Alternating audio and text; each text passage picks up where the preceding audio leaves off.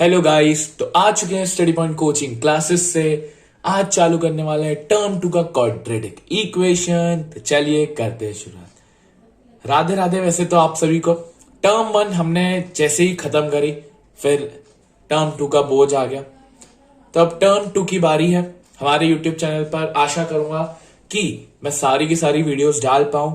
हाँ, थोड़ा सा पिछले कुछ समय से यूट्यूब पे वीडियोस नहीं आ रही है, बट होप यही है और मेरी तरफ से पूरी प्रोसेस रहेगी कि मैं डाल पाऊं। तो आज सबसे पहले हम टर्म 2 का मैक्स में चालू करने वाले हैं क्वाड्रेटिक इक्वेशन। क्वाड्रेटिक इक्वेशन हम ये जो चैप्टर करने वाले हैं, ये कुछ अलजेब्रा का पार्ट है और बड़ा आसान चैप्टर है। बहुत आसानी से आप ये समझ सकते हैं और छोटा चैप्टर है। और जब क्वाड्रेटिक इक्वेशन आप समझ लेंगे तो आपका मोस्टली फिर इसके बाद आपका अरिथमेटिक प्रोग्रेशन है, फिर सर्कल्स है, कंस्ट्रक्शन है, एप्लीकेशंस ऑफ ट्रिग्नोमेट्री है, सरफेस एरिया है, स्टैटिस्टिक्स है। तो इन ऑल टर्म 2 में आपका जो पैटर्न है वो ज्यादातर मेजर फोकस अलजेब्रा पे एज कंपेयर टू आपका ज्योमेट्री पे। तो करते हैं हम ये क्वाड्रेटिक इक्वेशन जो चैप्टर है, हम इसके बाद चालू करने वाले हैं। तो पहले तो समझते हैं कि क्या होता है।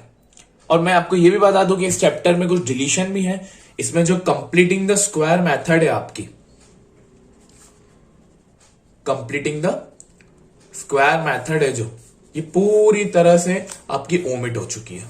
ये अब आपको नहीं आने वाली है। तो सबसे पहले हम समझते हैं क्वाड्रेटिक इक्वेशन होता क्या है।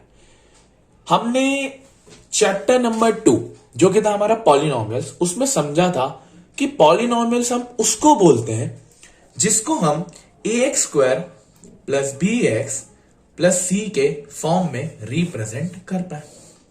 हमने इसी को ही एक पॉलिनोमियल बोला था कि ये हमारा क्या होता है, एक पॉलिनोमियल होता है। ठीक है, बट अब ये जो क्वाड्रेटिक इक्वेशन है, क्वाड्रेटिक का मतलब ये होता है दो।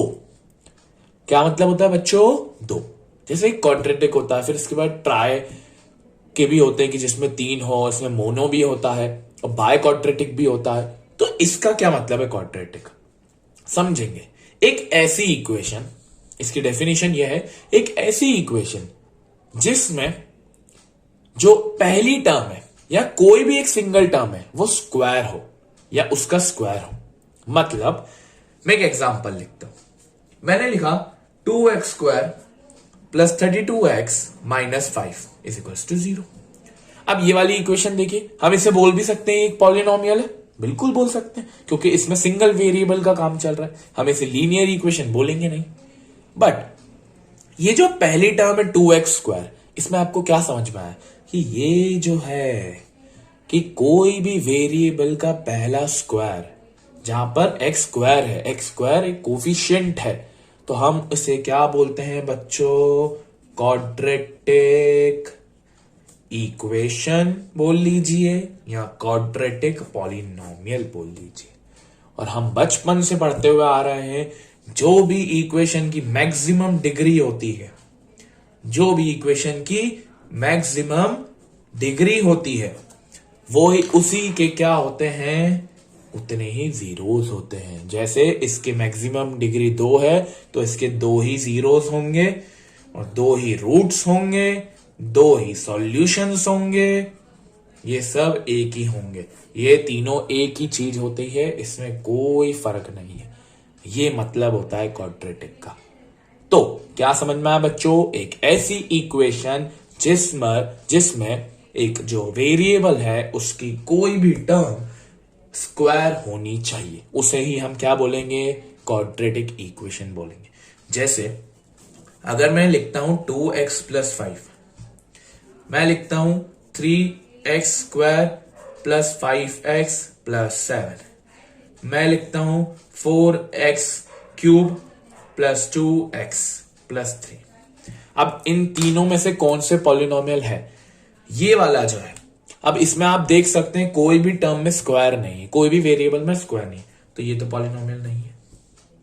सेकेंड वाला अगर हम देखें तो 100% इसमें आपको एक स्क्वायर दिख रहा है, तो ये एक पॉलिनोमियल है या क्वाड्रेटिक इक्वेशन है।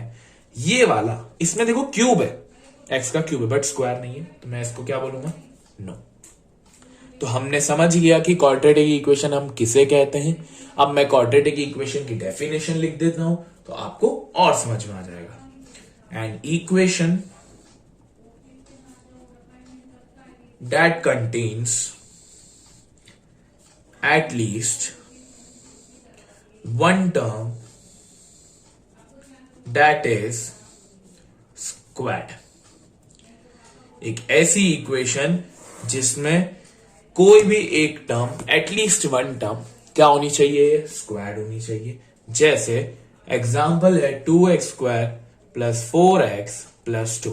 इसे हम क्या बोलेंगे बच्चों जी, क्वाड्रेटिक इक्वेशन। अब इसका स्टैंडर्ड फॉर्म लिखना और आसान हो गया हमारे लिए। ax² + bx + c = 0। मतलब x यहां वेरिएबल हो गया, a b c यहां नंबर्स हो गए। ठीक है, क्वाड्रेटिक इक्वेशन के कितने सॉल्यूशंस होंगे बच्चों, 2 सॉल्यूशंस। मतलब x की कितनी वैल्यू निकलेगी, 2। तो इस वीडियो के लिए इतना ही। इस वीडियो में हमने समझा है कि क्वाड्रेटिक इक्वेशन होता क्या है।